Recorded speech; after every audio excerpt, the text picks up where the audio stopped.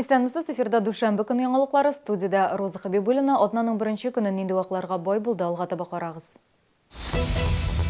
Ылыслау агачларына кисүү контроль астында, закон бузучуларына нинди жаза көтә, Гүзәл Габдуллина ачыклады. Яңа елдан Татарстанда көнкүреш калдыкларын яңа система буенча җыя башлыйлар. Ел азагына кадәр тарифлар билгеләнергә тиеш. Чаллыда Коръән китабын укырга теләүчеләр саны артканнан арта. Җәмигъ мәчетендә яңа методика белән изге китапны 6 ай эчендә укырга өйрәнеп була.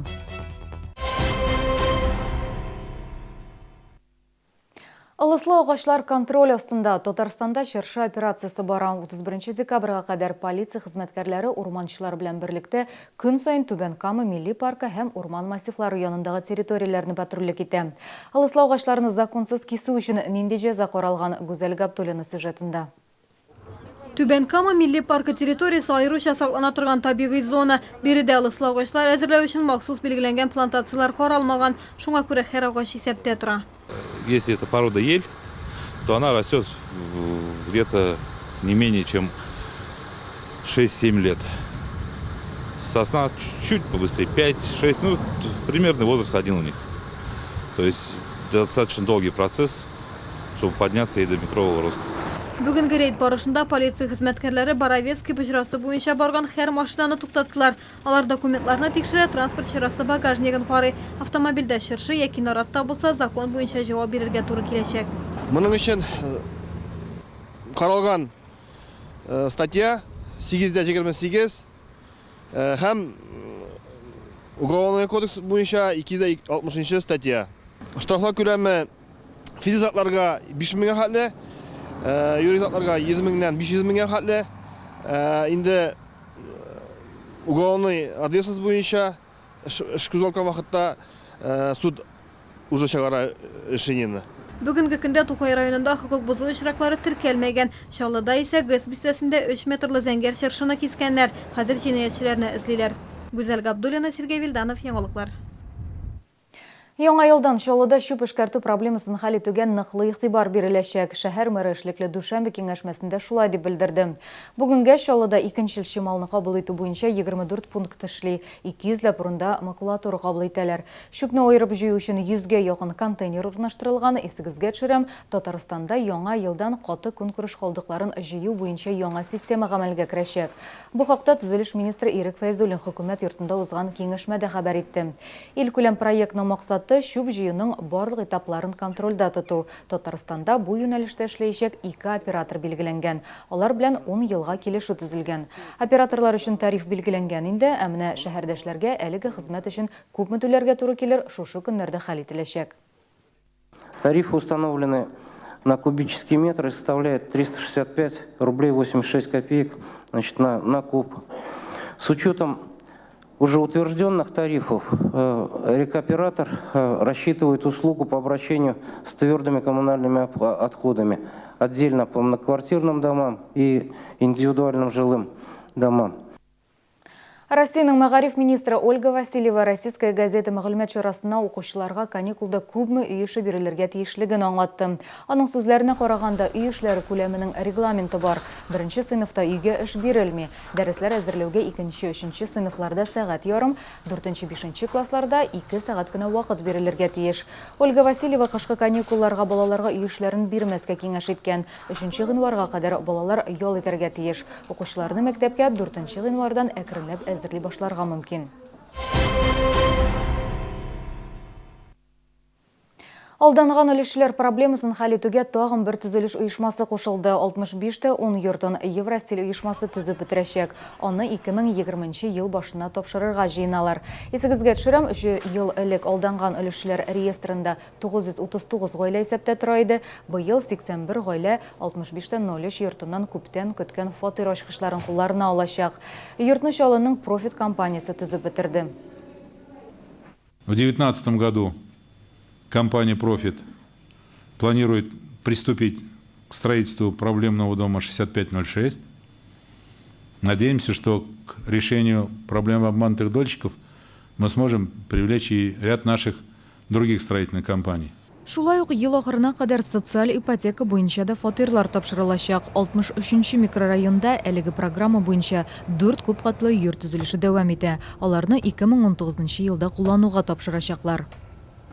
Чаллыда Коръән китабын укырга теләүчеләр саны артканнан арта. Хәзерге вакытта шәһәрдә 15 мәчет эшли һәм аларның барысында да Коръән укырга өйрәтәләр.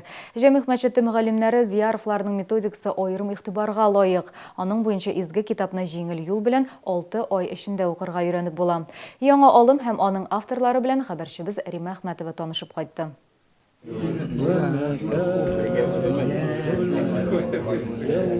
Шәкертләр кечкенә төркемнәргә бүленгән. Өешен бер-берсенә кычкырып укыйлар, хаталар булса төзәтәләр. Һәр кеше укучы һәм укытучы ролен үти. Билгеле, башка берәүне төзәтү өчен аннан күбрәк белергә кирәк. Бу методиканың бер хикмәте шунда. Дәресен икенчелеше грамматика. Һәр бер шәкерт Коръәнне тәҗвид кагыйдәсе буенча укып күрсәтә. Зияровларның үз дәреслекләре. Илдар хәзрәт Коръән әлифбасы тәҗвид китапларын чыгарган. Әрәвия ханым фикъ, гакыйдә, Коръәндәге дуалар һәм зикр китаплары авторы. Алар икесе дә югары дини белемгә ия. Кешеләргә белемне ничектә иң җиңел юл белән җиткерергә. Чөнки кешеләр олы яшьтә булырга мөмкин, аларның инде мөмкинлекләре ким булырга мөмкин. Шуңа аларга кирәк бу белемне иң гади рәвештә җиткерергә. Biz öğretəbiz Kur'an'ı okurga en qadi ravishda, grammatikada en qadi ravishda, ham endi fiqh yaşa turmushni ichiga olib boru. Boshda qo'rqita, albatta, qo'rqita. O'qiy boshlagach bek yengil. Mana hozir arab tillarida o'rgana boshladik. Subhanalloh. Yengil beriladi. Qo'rqitlagan sayin yengil o'qiladi. Бүгін көндә Җәмигъ мәчетендә 60-ка якын ират, 500-дән артык хатын-кыз укый. Зияровлар Instagram социаль челтәрендә русча һәм татарча онлайн дәресләрдә алып баралар. Assalamu alaykum wa rahmatullahi wa barakatuh. Hörmətli апаларыбыз. Зияровлар методикасы буенча Коръән укырга өйрәнергә теләүчеләр Җәмигъ мәчетенә мөрәҗәгать итә алалар.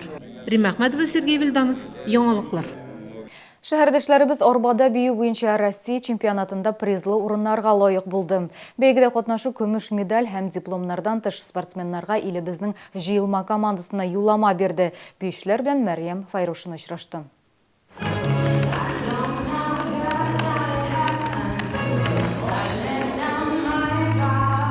Гөлназ Акбашева берничә еллык тәнәфестән соң янәдән яраткан шөгыленә кайтты. Узган вакыт эчендә спорт биюендә лаеклы көндәшләрнең саны артты, ди ул.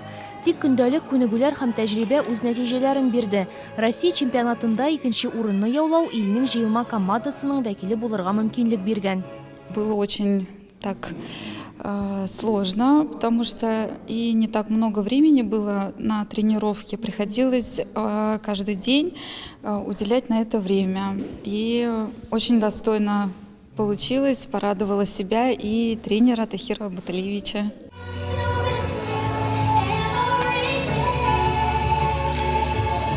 Гөлназ Акбашевадан тыш иң яхшылар рәтенә Чаллы командасының бүтән спортсменнары да эләкте.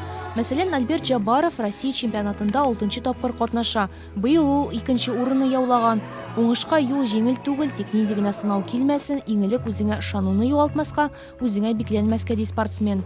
Фиде утырмаска инде, ник аралашырга, шундый кешеләр белән, коллегадагы кешеләр белән.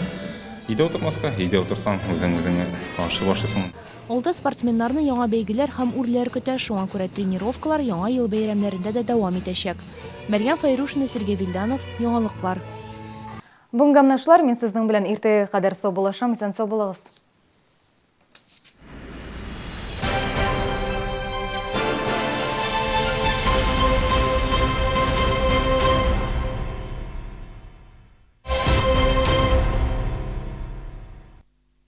В медицинском центре «Осанна» обследование и лечение по 11 направлениям. Оперативное лечение, УЗИ всех органов, комфортный стационар, современная лаборатория. Вискас приготовил кошкам особенный подарок. Вкусный крем-суп с курочкой. Ваша киска купила бы Вискас. Подарки из Эссен под каждой елочкой. Эссен.